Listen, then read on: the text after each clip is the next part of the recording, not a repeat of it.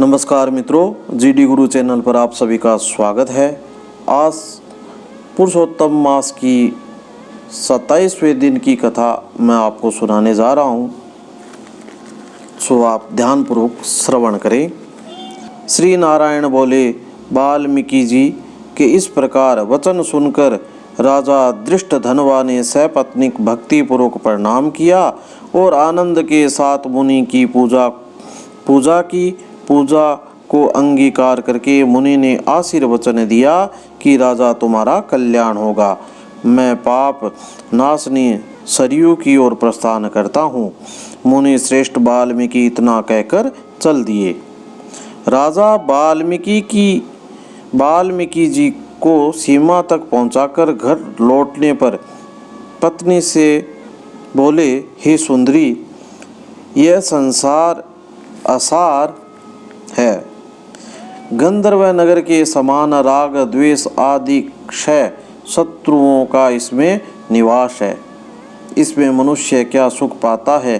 कृमि विष्टा बात कफ मूत्र आदि सहित भस्म होने वाली इस देह में क्या रखा है? मैं अप्राप्य वस्तु को पाने के लिए वन गमन करूँगा और यही पुरुषोत्तम का स्मरण करूँगा।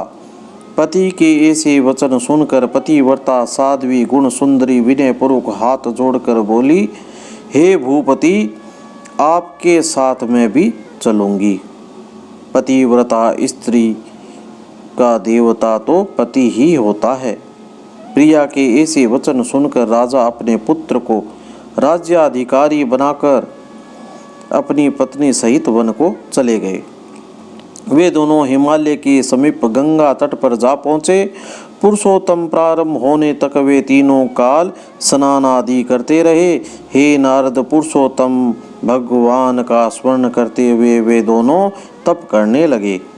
पतिव्रता रानी राजा की सेवा में प्रस्तुत रही। इसी प्रकार तपस्या करते हुए उन्होंने पुरुषोत्तम मास बिता दिया।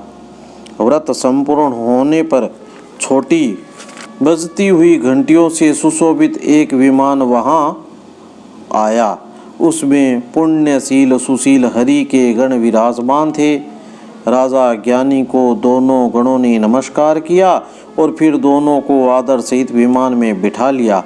इस तरह रानी सहित राजा ने नवीन शरीर धारण कर गोलोक को प्रस्थान किया, जहाँ पुरुषोत्तम भगवान की इस लोक में श्री हरि के समीप रहकर निर्भय हो आनंद पूर्वक निवास करने लगे।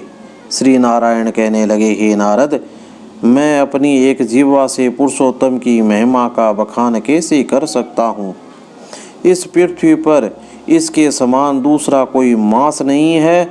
सहस्त्र जन्म तप करने से भी ऐसा सुफल नहीं मिलता जैसा कि पुरुषोत्तम मास में व्रत करने पर मिलता है। भूले बिसरे में उपवास स्नान दान और जप करने से जिस प्रकार उस वानर के केवल 3 रात्रि के स्नान मात्र करने से कोटि कोटि पापों का नाश हो गया, उसी प्रकार कोटि जन्मों के पापों का शमन हो जाता है। यह सब मासों में पुरुषोत्तम मास श्रेष्ठ है। उसकी कृपा से दुष्ट वानर भी हरि के सानिध्य को पा गया। नारद जी ने पूछा, वेदों में मानव जन्म को ही संपूर्ण अर्थों का साधन बताया गया है, परंतु वह अज्ञानी वानर भी इस सेवा से कैसे मुक्ति पा गया? हे तपोनिधे, सर्वजनों के हितार्थ वह कथा मुझे सुना दीजिए कि वानर ने 3 रात्रि कहाँ स्नान किया और वह वानर कौन था, कहाँ का निवासी था और उसे क्या फल मिला? श्री नारायण ने बताया कि हे नारद, केरल प्रदेश का वह अति लोभी ब्राह्मण था। पिता ने उसका नाम चित्र शर्मा रखा था।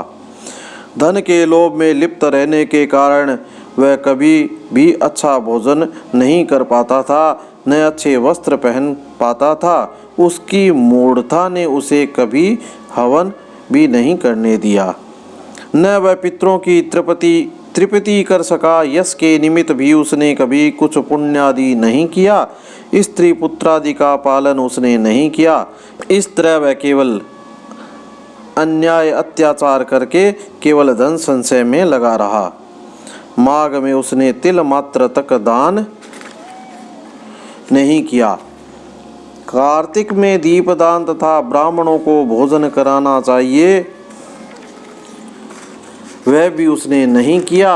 वैशाख में धान्य का दान और अन्य मासों में भी इस प्रकार कोई भी दान उसने नहीं किए। सूर्य की संक्रांति, सूर्य चंद्र ग्रहण के अवसरों पर हवन जप दान आदि करना चाहिए, उसने वह भी कुछ नहीं किया। वह सदा रोता खींचता, अपनी निर्धनता का बखान करता, धन की लालसा में इधर उधर घूमता और लोगों से याचना करता कि मुझे दीनहीन को कुछ मिल जाए। इस तरह वह धन की तृष्णा में रहकर बहुत ही कृशकाय हो गया। लोग उसे पास भी न खड़े होने देते, उसको दुत्कारते और धिक्कारते। वह दुखी हो यहाँ वहाँ घूमा करता। एक बगीचे के स्वामी माली को जब उसने रो रो कर अपना दुखड़ा सुनाया कि लोग उसका किस प्रकार निरादर करते हैं और वह नगर में भी नहीं जा पाता, माली उसकी दीनता भरी वाणी सुनकर दया से भर उठा। उसका वह मित्र बन गया और उसने उसके बगीचे में रहने को कह दिया। वह मालिक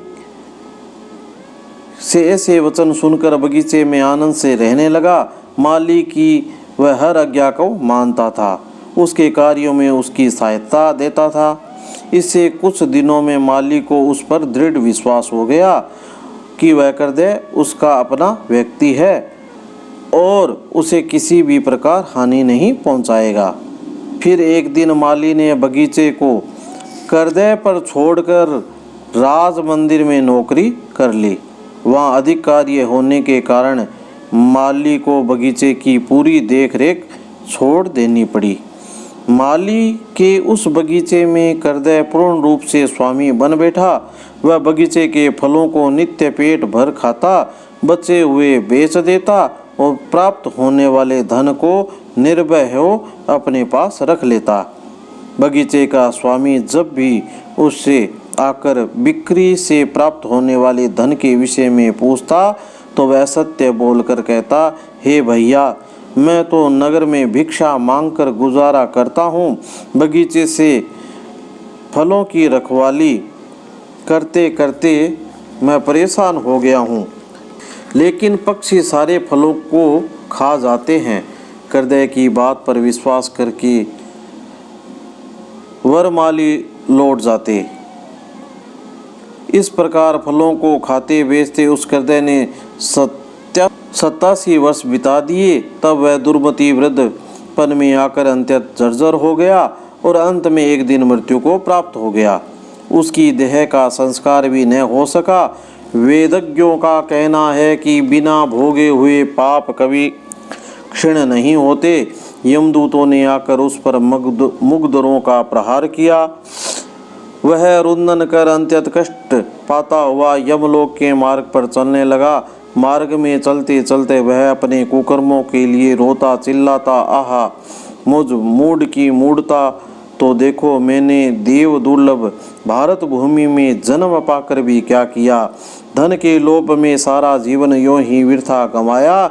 मैंने कभी कोई दान नहीं दिया, कभी हवन नहीं किया, जप तप नहीं किए, कभी मकर के सूर्य में गंगा का स्नान तक नहीं किया, पुरुषोत्तम मास के अंत के 3 उपवास भी नहीं किए। मैंने धन के लोभ में पड़कर अपनी देह को भी नहीं सुधारा। मेरा संचित धन पृथ्वी में गड़ा रहकर व्यर्थ गया। मुझ दुष्ट बुद्धि ने सारा जीवन क्लेश में बिताया। इस तरह वह करुण विलाप करते हुए यम के समक्ष जा पहुंचा। उसे देखकर चित्रगुप्त अशुभ कर्मों के लेखों को देखती हुई धर्मराज से बोले, इस करदे ने ब्राह्मण होकर धर्म किए हैं, धन के लालच में कभी कोई शुभ कार्य नहीं किया और इसके विपरीत बगीचे में रहकर इसने अनेकों कुकर्म किए हैं। बगीचे के स्वामी के साथ विश्वासघात कर उसके फलों को खाया, बिक्री कर उसका धन उसे नहीं दिया। इस तरह इसने चोरी का पाप किया है। इसने अपनी साध्वी पत्नी, पुत्र, पुत्री, जमाता, भाई आदि को भी कभी संतुष्ट नहीं किया। इसने लोभवश हो कभी अच्छा खाया और न ही कभी अच्छा पिया, अच्छे वस्त्र तक नहीं पहने।